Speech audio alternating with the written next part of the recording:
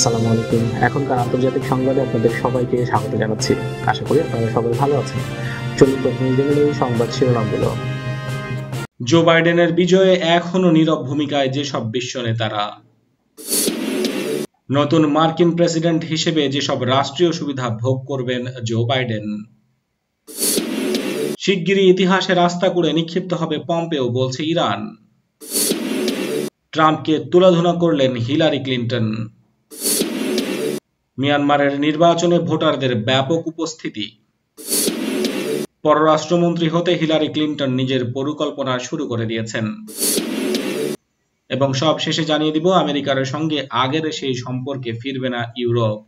এই ছিল এখনকার শিরোনামে, এবার চলে যাচ্ছি বিস্তারিত সংবাদে। যুক্তরাষ্ট্রের প্রেসিডেন্ট নির্বাচনে ডোনাল্ড ট্রাম্পকে হারিয়ে জয়ী হয়েছেন জো বাইডেন। ইতিমধ্যে বিশ্বের অনেক রাষ্ট্রপ্রধান বাইডেনকে অভিনন্দন জানাতে শুরু করে দিয়েছেন। বিশ্বে বেশ কয়েকজন নেতা অবশ্য বাইডেনের জয়ের খবরে খুশি হতে পারেননি। মেক্সিকোর প্রেসিডেন্ট আন্দ্রেস ম্যানুয়েল লোপেজ ওব্রাদার জানিয়েছেন, যতক্ষণ পর্যন্ত নির্বাচন নিয়ে সব ধরনের বৈধ চ্যালেঞ্জের সমাধান হবে না, ততক্ষণ পর্যন্ত তিনি বাইডেনকে তার জয়ের জন্য স্বাগত জানাবেন না।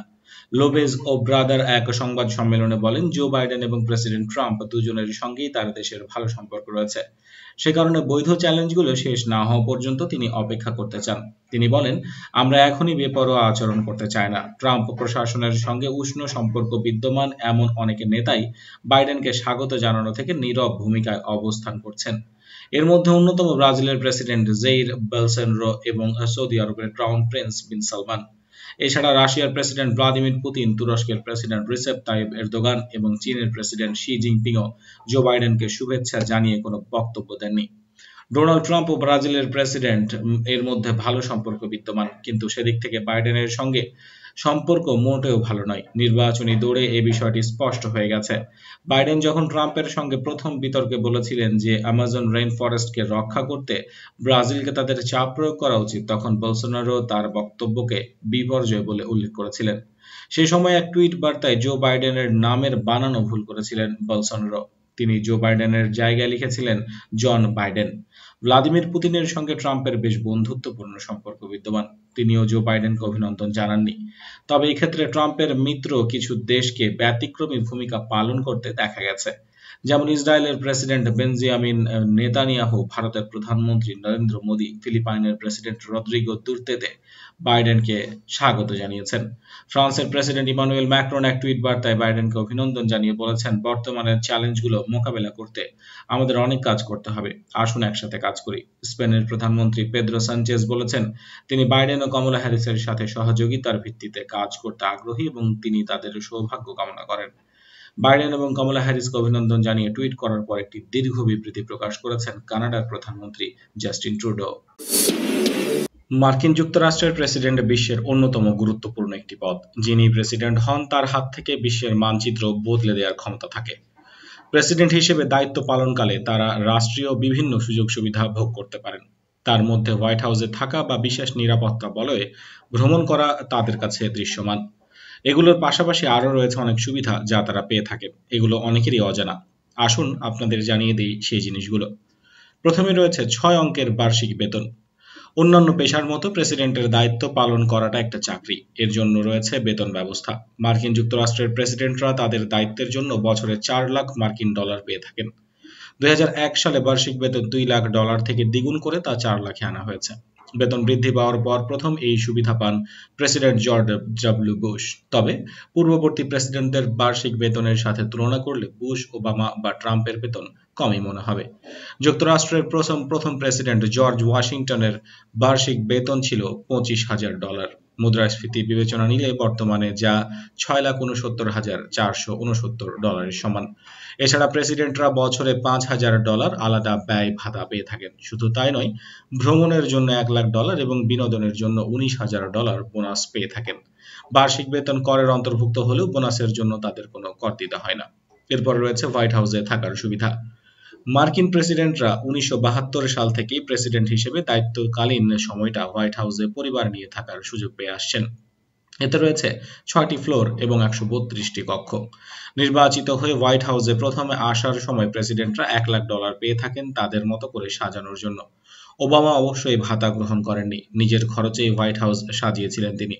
অন্যদিকে ট্রাম্প প্রশাসনের নতুন ফার্নিচার ডেস্ক ও অন্যান্য কাজে প্রায় $1.75 মিলিয়ন খরচ করেন। ট্রাম্প এই অর্থ নিজে দিয়েছেন কিনা তা এখনো নিশ্চিত নয়। প্রেসিডেন্ট পরিবার ছাড়াও হোয়াইট হাউসে আরও 100 স্থায়ী কর্মচারীদের বাসস্থান। এদের মাঝে রয়েছে গৃহপরিচারিকা, রাঁধুনি, মালি, প্রকৌশলী ও একজন মূল তত্ত্বাবধায়ক। হোয়াইট হাউসে থাকার জন্য প্রেসিডেন্টদের কোনো ভাড়া দিতে না হলেও সেখানকার কর্মচারীদের ব্যক্তিগত কাজে ব্যবহার করতে হলে ঘন্টা হিসেবে খরচ করতে হয় নিজেদের পকেট থেকে। এরপরে রয়েছে অত্যাধুনিক যাতায়াত ব্যবস্থা।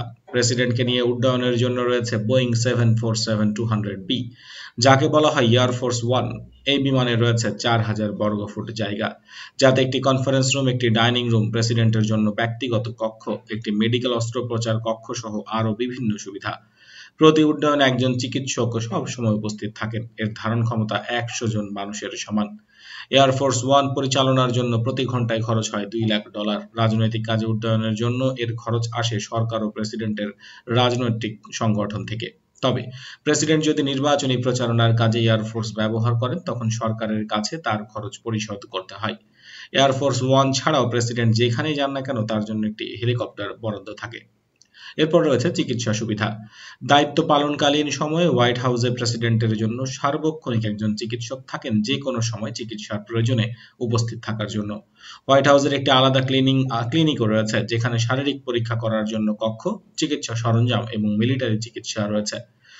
প্রেসিডেন্টের পরিবারের জন্য সদস্য ও ভাইস প্রেসিডেন্ট পরিবারও হোয়াইট হাউস থেকে একই ধরনের চিকিৎসা সেবা পেয়ে থাকেন।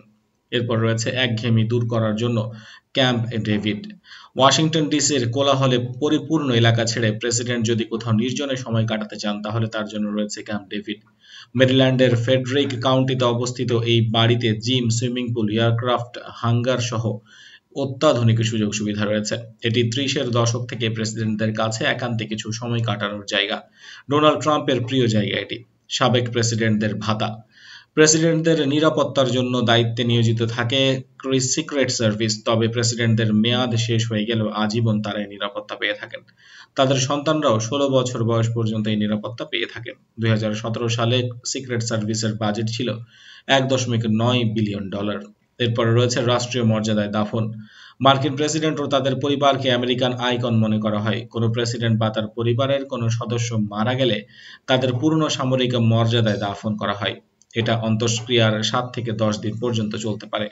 এতে 3 ধাপে অনুষ্ঠান সম্পন্ন করা হয়। মৃত প্রেসিডেন্ট পরিবার 21 গান স্যালুট পেয়ে থাকে।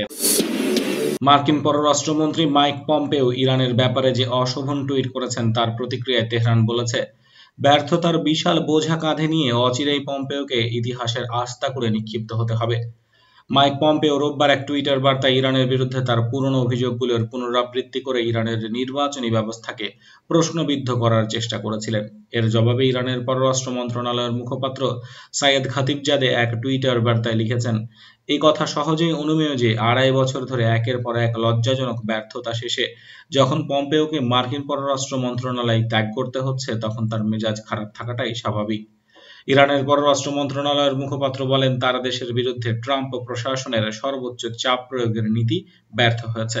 সেই সঙ্গে পরাজিত হয়েছে এই নীতির ভিত্তি স্থাপনকারী আইন ভঙ্গকারী গুন্ডারা। তিনি আরো বলেন, এমন সময় ব্যর্থতার বিশাল দায়ভার নিয়ে ট্রাম্প প্রশাসনকে ইতিহাসের আস্তাকুড়ে নিক্ষিপ্ত হতে হচ্ছে, যখন ইরানি জনগণ আগের মতো বুক ফুলিয়ে সম্মানজনক জীবনযাপন করা শুরু করেছে। রোহিঙ্গা জনগোষ্ঠীকে বাদ দিয়ে মিয়ানমারে বেসামরিক সরকারের অধীনে প্রথম নির্বাচনে করোনা ভাইরাস মহামারীতেও ভোটারদের ব্যাপক উপস্থিতি ছিল। দেশটিতে সামরিক শাসনের অবসানের পর এটি দ্বিতীয় নির্বাচন। রবিবার ভোট দিতে অনেক কেন্দ্রেই ভোটারদের দীর্ঘ লাইন ছিল। মিয়ানমার টাইমস জানিয়েছে, দেশ জুড়ে ভোট গ্রহণ শান্তিপূর্ণ রয়েছে। রবিবার মধ্যরাতের দিকে ভোটের ফল ঘোষণা হতে পারে বলে জানা গিয়েছিল। ইয়াঙ্গুনে ভোট কেন্দ্র খোলার অন্তত 1 ঘন্টা আগে থেকেই ভোটাররা লাইন ধরে দাঁড়িয়েছিলেন। এই এলাকায় 58 লাখের মতো ভোটার রয়েছেন। বিভিন্ন কেন্দ্রে ভোটারদের মধ্যে সামাজিক দূরত্ব মেনে চলতে দেখা যায়নি। বিকাল 4টা পর্যন্ত ভোট কেন্দ্র খোলা ছিল। মান্দালয় শহরে শান জাতিগোষ্ঠীর অনেকেই ভোট দিতে পারেননি বলে খবরে উল্লেখ করা হয়েছে। কয়েকটি স্থানে বিক্ষিপ্ত অব্যবস্থাপনার কথা জানিয়েছে মিয়ানমার টাইমস। রোহিঙ্গা ছাড়াও এবারে নির্বাচনে রাখা হয়নি শান, কাচিন ও কাইন, মন ও চিন এবং বাগো অঞ্চলের অনেকেই ভোট বঞ্চিত ছিলেন। এসব অঞ্চলে ভোটার সংখ্যা ছিল প্রায় 15 লাখ। মিয়ানমারের সেনাপ্রধান সিনিয়র জেনারেল মিং অং হ্লাং জানিয়েছেন, সেনাবাহিনী নির্বাচনের ফল মেনে নেবে। এর আগে তিনি সুষ্ঠু ও নিরপেক্ষ নির্বাচন আয়োজন নিয়ে সংশয় প্রকাশ করেছিলেন। দেশটির মোট জনগণ 5,60,00,000-এর মধ্যে ভোট দিতে পারবেন 3,80,00,000-এর বেশি ভোট। জাতীয় নির্বাচনে এবার অংশ নিচ্ছে 87 দল। ধারণা করা হচ্ছে এবারও ক্ষমতায় আসতে পারেন অং সান সুচির দল national league for democracy (NLD). যুক্তরাষ্ট্রের নবনির্বাচিত প্রেসিডেন্ট জো বাইডেনের পররাষ্ট্রমন্ত্রী কে হচ্ছেন তা নিয়ে আলোচনা শুরু হয়েছে। সম্ভাব্য প্রার্থীর তালিকায় 1 ডজনেরও বেশি ব্যক্তির নাম নিয়ে নানা জল্পনা-কল্পনা চলছে। কাকে পররাষ্ট্রমন্ত্রী করতে চান সে বিষয়ে বাইডেন তেমন কোনো ইঙ্গিত দেননি। যুক্তরাষ্ট্রের নবনির্বাচিত প্রেসিডেন্ট জো বাইডেনের পররাষ্ট্রমন্ত্রী কে হচ্ছেন তা নিয়ে আলোচনার তুঙ্গে সম্ভাব্য প্রার্থীর তালিকায় 1 ডজনেরও বেশি ব্যক্তির নাম নিয়ে জল্পনা-কল্পনা চলছে। কাকে পররাষ্ট্রমন্ত্রী করতে চান সে বিষয়ে বাইডেন অবশ্য তেমন কোনো ইঙ্গিত দিচ্ছেন না। জানা গেছে জো বাইডেন নিজে একজন পররাষ্ট্রনীতি বিশেষজ্ঞ। সিনেটের পররাষ্ট্র বিষয়ক কমিটিতে তিনি দীর্ঘদিন দায়িত্ব পালন করেছেন। মার্কিন রাজনীতি বিষয়ক সংবাদ মাধ্যম পলিটিকোর এক প্রতিবেদনে বলা হয়েছে, মার্কিন গণমাধ্যমগুলোই প্রকাশিত বিভিন্ন নিবন্ধে উঠে আসছে অনেক সম্ভাব্য পররাষ্ট্রমন্ত্রীর নাম। তাদের মধ্যে রয়েছেন ডেলওয়ারের সিনেটর ক্রিস কুনস। ডেলওয়ারেরই একসময় সিনেটর ছিলেন বাইডেন। ক্রিস কুনস তার উত্তরসূরি। Juice insider, foreign affairs, Washington post সহ একাধিক পত্রিকায় ক্রিস কুনসের পররাষ্ট্রমন্ত্রী হওয়ার সম্ভাবনা নিয়ে কলাম প্রকাশিত হয়েছে। কুনসের সমর্থকরা তার পররাষ্ট্রমন্ত্রী হওয়ার সপক্ষে যুক্তি দিয়ে একটি বিশেষ নথিও প্রকাশ করেছে। কুনস নিজেও পররাষ্ট্রমন্ত্রী হওয়ার ইচ্ছা পোষণ করেছেন। পররাষ্ট্রমন্ত্রী হওয়ার দৌড়ে উঠে এসেছে কানেকটিকোর সিনেটর ক্রিস মার্ফির নামও। সম্প্রতি দেশটির পররাষ্ট্রনীতি বিষয়ক প্যানেলগুলোই প্রায় তার মুখ দেখা যায়। এছাড়া আন্তর্জাতিক বিষয়ে বেশ লেখালেখিও করতেন তিনি। তার সহকারী বলেন, মার্ফি বহুদিন ধরে পররাষ্ট্রনীতি নিয়ে কথা বলে আসছেন। তিনি এ বিষয়ে বেশ আগ্রহী। তার কর্মকাণ্ডে বাইডেন শিবিরের নজর এড়ায়নি। ডেমোক্র্যাটদের প্রগতিশীলদের সঙ্গে তার সম্পর্ক ভালো। সম্প্রতি বছরগুলো নিজের অভিজ্ঞতার ঝুলিও বাড়িয়েছেন তিনি। সাবেক পররাষ্ট্রমন্ত্রী হিলারি ক্লিন্টনও পুনরায় একটি পদটি গ্রহণের চেষ্টায় আছেন বলে জানা গেছে। গত মাসের শেষের দিকে এক প্রতিবেদনে অভ্যন্তরীণ সূত্রের বরাত দিয়ে পলিটিকো জানায়, পররাষ্ট্র মন্ত্রণালয়ের দায়িত্ব যাতে পান সেজন্য হিলারি নিজেও পরিকল্পনা শুরু করেছেন। বাইডেনের ঘনিষ্ঠ চক্রের কয়েকজন নামও উঠে এসেছে। তাদের মধ্যে রয়েছেন সাবেক নিরাপত্তা বিষয়ক উপদেষ্টা সুজান রাইস। তিনি বাইডেনের ভাইস প্রেসিডেন্ট হতে পারতেন বলেও গুঞ্জন শোনা গিয়েছিল। সুজান রাইস প্রেসিডেন্ট ওবামার সময় জাতিসংঘে যুক্তরাষ্ট্রের দূত ছিলেন। পরে জাতীয় নিরাপত্তা উপদেষ্টাও ছিলেন। পররাষ্ট্র কূটনীতি এবং জাতীয় নিরাপত্তা নিয়ে অভিজ্ঞ এই কৃষ্ণাঙ্গ নারীও হয়ে যেতে পারেন পররাষ্ট্রমন্ত্রী। মার্কিন যুক্তরাষ্ট্রের প্রেসিডেন্ট নির্বাচনে জো বাইডেনের জয়ের পর ডোনাল্ড ট্রাম্পকে তুলোধুনো করেছেন হিলারি ক্লিন্টন। ডোনাল্ড ট্রাম্পের পরাজয়কে জনগণের প্রত্যাখ্যান বলে অভিহিত করেছেন হিলারি। তিনি বলেন, এই ভোটের মাধ্যমে ট্রাম্পকে ছুঁড়ে ফেলে দিয়েছে জনগণ। হিলারি বলেন, ট্রাম্পের অপ্রশাসনের বিরুদ্ধে জনগণ কথা বলেছে। ভোটের মাধ্যমে তারা এর জবাব দিয়েছে। আমেরিকার জনগণ নতুন ইতিহাস সৃষ্টি করায় তাদের ধন্যবাদ দিয়ে টুইট করেন হিলারি। তিনি লিখেছেন, যুক্তরাষ্ট্রের প্রত্যেক নাগরিককে ধন্যবাদ যারা এই ইতিহাস সৃষ্টি করেছেন। উল্লেখ্য, 2016 সালের প্রেসিডেন্ট নির্বাচনে এই ট্রাম্পের কাছেই হেরে যান হিলারি। পপুলার ভোট বেশি পেলেও ইলেকটোরাল ভোটে হেরে গিয়েছিলেন হিলারি ক্লিন্টন। সব উত্তেজনার অবসান ঘটিয়ে শনিবার যুক্তরাষ্ট্রের 46তম প্রেসিডেন্ট নির্বাচিত হন জো বাইডেন। কয়েক শতাব্দীর মধ্যে সবচেয়ে ভয়াবহ বৈশ্বিক মহামারী এবং দেশজুড়ে দীর্ঘ সামাজিক সহিংসতার মতো ভিন্ন এক পরিস্থিতিতে অনুষ্ঠিত হয়েছে দেশটির এবারের নির্বাচন। শক্তিশালী প্রতিপক্ষ ডোনাল্ড ট্রাম্পকে হারিয়ে রীতিমতো ইতিহাস তৈরি করেছেন জো বাইডেন। যদিও নির্বাচিত জনপ্রতিনিধি হিসেবে প্রায় 50 বছর ধরে কাজ করছেন জো বাইডেন, তারপরেও প্রেসিডেন্ট হওয়ার উচ্চাকাঙ্ক্ষা তার দীর্ঘদিনের। তৃতীয়বারের চেষ্টায় সেই লক্ষ্যে সফল হয়েছেন তিনি। জো বাইডেন আমেরিকার প্রেসিডেন্ট নির্বাচিত হওয়ার পরেও দেশটির সঙ্গে ইউরোপীয় ইউনিয়ন আর আগের মতো সেই ঘনিষ্ঠ সম্পর্ক জড়াবে না। ইউরোপ ওয়ান চ্যানেলকে দেয়া সাক্ষাৎকারে ফ্রান্সের পররাষ্ট্রমন্ত্রী জ-ইভস লা দিয়া একথা বলেছেন। তিনি বলেন, গত 4 বছরে বিশ্ব অনেক বদলে গেছে। আমরা আর আমেরিকার সঙ্গে ট্রান্স আটলান্টিক সেই ঘনিষ্ঠ সম্পর্কে ফিরব না। ফরাসি পররাষ্ট্রমন্ত্রী বলেন, ইউরোপ এখন নিজেই তার শক্তি নিয়ে দাঁড়িয়েছে। ইউরোপ নিজেকে এখন একটি শক্তি মনে করে।